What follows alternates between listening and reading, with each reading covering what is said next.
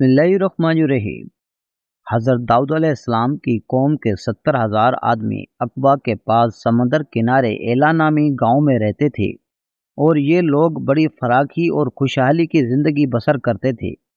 अल्लाह ताला ने इन लोगों का उस तरह इम्तिहान लिया कि हफ्ते के दिन मछली का शिकार इन लोगों पर हराम फरमा दिया और हफ्ते के बाकी दिनों में शिकार हिलाल फरमा दिया, मगर इस तरह उन लोगों को आजमाइश में मुब्तला फरमा दिया। हफ्ते के दिन बेशुमार मछलियां आती थीं और दूसरे दिनों में नहीं आती थीं, तो शैतान ने इन लोगों को ये हीला बता दिया कि समंदर से कुछ नालियां निकाल कर खुशकी में चंद हौज बना लो, और जब हफ्ते के दिन उन नालियों के जरिए मछलियां हौज में आ जाएं तो नालियों का मुंह बंद कर दो और उस दिन शिकार ना करो, बल्कि दूसरे दिन आसानी के साथ इन मछलियों को पकड़ लो। उन लोगों को ये शैतानी हीलाबाजी पसंद आ गई और उन लोगों ने ये नहीं सोचा कि जब मछलियां नालियों और हौजों में मुकीद हो गईं तो यही उनका शिकार हो गया, तो हफ्ते ही के दिन शिकार करना पाया गया जो उनके लिए हराम था।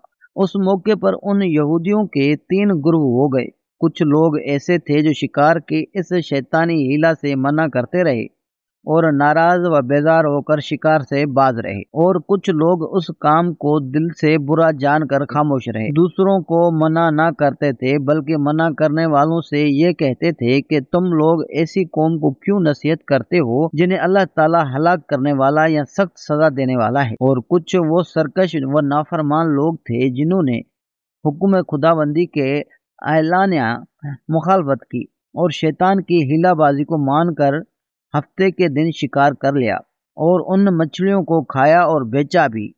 जब नाफरमानों ने मना करने के बावजूद शिकार कर लिया तो मना करने वाली जमात ने कहा कि अब हम इन मुसीबत कारों से कोई मेल मिलाप नहीं रखेंगे। चुनाचे उन लोगों ने गांव को तकसीम करके दरमियान में एक दीवार बना ली और आमदो रफ्त का एक अलग दरवाज़ा भी बना लिया। हज़रत दाऊद अलैहिस्सलाम ने गज़बनाक होकर शिकार करने वालों पर लानत फरमा दी। इसका असर ये हुआ कि एक दिन खताकारों में से कोई बाहर नहीं निकला तो उन्हें देखने के लिए कुछ लोग दीवार पर चढ़ गए, तो क्या देखा कि वो सब बंदरों की सूरत में मसख हो गए हैं। अब लोग इन मुजरमों का दरवाज़ा खोल कर अंदर दाखिल हुए तो वो बंदर अपने रिश्तेदारों को पहचानते थे और उनके पास आकर उनके कपड़ों को सूंघते थे और ज़ारो ज़ार रोते थे, मगर लोग उन बंदर बन जाने वालों को नहीं पहचानते थे। उन बंदर बन जाने वालों की तादाद 12,000 थी। ये सब 3 दिन तक जिंदा रहे और उस दरमियान में कुछ भी खा पी ना सके, बल्कि यूं ही भूखे प्यासे सब के सब हलाक हो गए। शिकार से मना करने वाला गुरु हलाकत से सलामत रहा, और सही कौल ये है कि दिल से बुरा जानकर खामोश रहने वालों को भी अल्लाह ताला ने हलाकत से बचा लिया था।